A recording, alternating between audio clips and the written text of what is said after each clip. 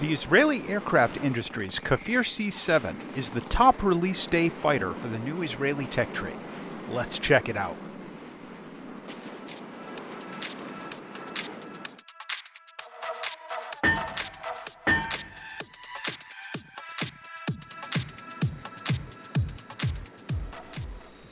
The history of the Kafir is closely linked to the history of Israel's foreign relations with France. During the 1950s and 60s, France was the primary supplier of military aircraft to Israel. However, some difficulties in that relationship led to an arms embargo and the development of the Israeli aircraft industry's Nesher, which will get its own review eventually. The Kafir was developed originally as an advanced version of the Nesher, with the General Electric J79 engine, some aerodynamic refinements, and more advanced avionics. The first flight took place in 1973, and the new fighter entered service in 1975. The plane served as the primary air superiority fighter for the Israeli Air Force until the F-15 Eagle became available, after which point the Kafir transitioned into a fighter bomber role, since it was capable enough in air combat that it generally didn't need a fighter escort to do ground attack missions. The Kafir was continually developed and updated throughout its service life, with a number of iterations, including a two-seat trainer, a version with upgraded weapon systems, aerodynamic improvements, better engines, and the definitive C7 version, which is what we're looking at here.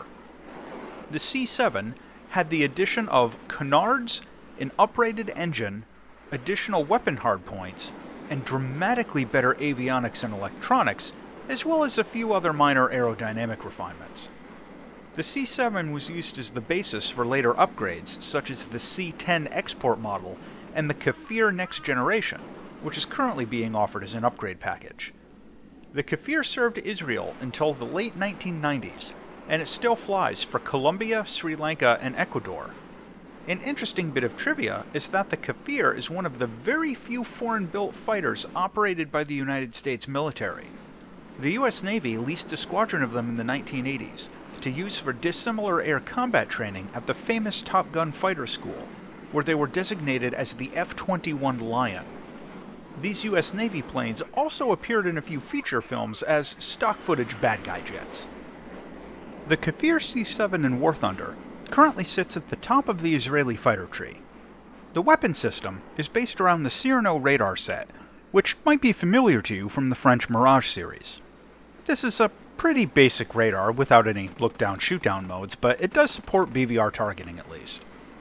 The plane also gets a full ballistics computer for all of its weapons, and has an okay supply of countermeasures.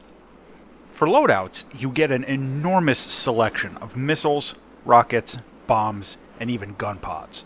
I'm particularly happy to see a loadout option that includes air-to-air missiles and gun pods, since not enough fighters get that in my opinion. As for the air-to-air missiles, you start off with the Shafrir 2. This is a basic caged seeker infrared missile comparable to the AIM-9B or the R3S. From there, you upgrade to the AIM-9D, which is a far superior weapon and offers an uncaged seeker, better tracking, and better maneuverability. The final upgrade is the AIM-9G, which is an improvement over the D and allows for better off-boresight targeting and is pretty easy to use. It's worth explicitly mentioning, as I do in most of my reviews now, that if you take some of the larger weapon loadouts with thousands of pounds of bombs and gun pods, rockets, and all that hanging off your plane, it's going to significantly impact your flight performance. Pick your weapon loadouts deliberately for the mission you want to fly. Don't just default to a big loadout full of everything, as carrying weapons you won't use cost you more in performance than you'll gain in flexibility. Speaking of flight performance, the Kafir C7 delivers. The defining characteristics of this plane are speed and maneuverability. The advanced aerodynamics give this plane some amazing capabilities in air combat, and with its excellent acceleration, rate of climb, and surplus engine performance, you can punch through Mach 1 and barely even notice, even down on the deck at treetop level. The maneuverability is exceptional, in part thanks to the addition of the canards, and in dogfights, the Kafir has strong potential, if flown well, to go toe-to-toe with pretty much anything. The one catch, though, is that like a lot of delta wing fighters, this plane can lose energy cutting into high G turns faster than some other planes at top tier, and you may find yourself slow crawling if you sustain some ridiculous 10G maneuver for too long. And you absolutely can sustain ridiculous 10G maneuvers with this thing. Vertical engagements aren't really a problem, just avoid vertical spirals that would bleed off your energy, and you'll probably be fine. The upgrade for new hydraulic boosters helps your instant snap turns at high speeds, but it is possible to rip your wings if you try hard enough, so be careful with that. If you find this actually happening and annoying you, just unequip that upgrade. Also, keep in mind that if you load up on bombs, it's going to make it a lot easier to rip your wings, so be mindful of that as well. The G-suit, of course, is basically essential, and that should be one of the first things you go for. Now, the one-on-one dogfight performance of this plane really is just amazing. I feel like that this enters the top-tier dogfight meta in a very strong position, and really gets Israel off to a good start. The catch, though, is that the plane can rip its wings off in level flight if you don't watch your speed. No kidding, the thing is so fast that you can hit your red line without even really noticing that it's coming. In testing, I flew the wings off at a bit under 1,500 kilometers an hour, which sounds like a crazy high speed, and it is, but with the Kafir's strong acceleration, it's easy to approach the red line, and you may find yourself playing with the throttle a lot more than you're used to, even just in straight and level flight. Taking the Kafir out on missions gives some options. Remembering that the plane is based on the Mirage 5, which was optimized for ground attack, this plane absolutely gets some beastly ground-pounding loadouts. And it has the full ballistics computer, so it's completely viable as a strike fighter. That is, with the caveats about weapons loads impacting your performance and all that. Once Israel gets a fleshed out ground tree, you'll probably find the Kafir to be a completely acceptable choice for close air support. The only thing it really lacks are guided air-to-ground missiles, but it can carry enough bombs and rockets to get the job done. The Kafir's real strength, however, is air combat. In a pure air combat load, you can take 4 missiles, which isn't a lot, but it's enough. My personal suggestion with the Kafir is to stick to low-level combat at the start of the match.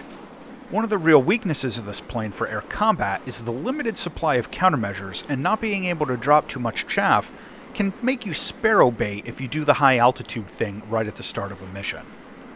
Also, the Cyrano radar doesn't have a good look-down mode or anything, so that's something to consider as well.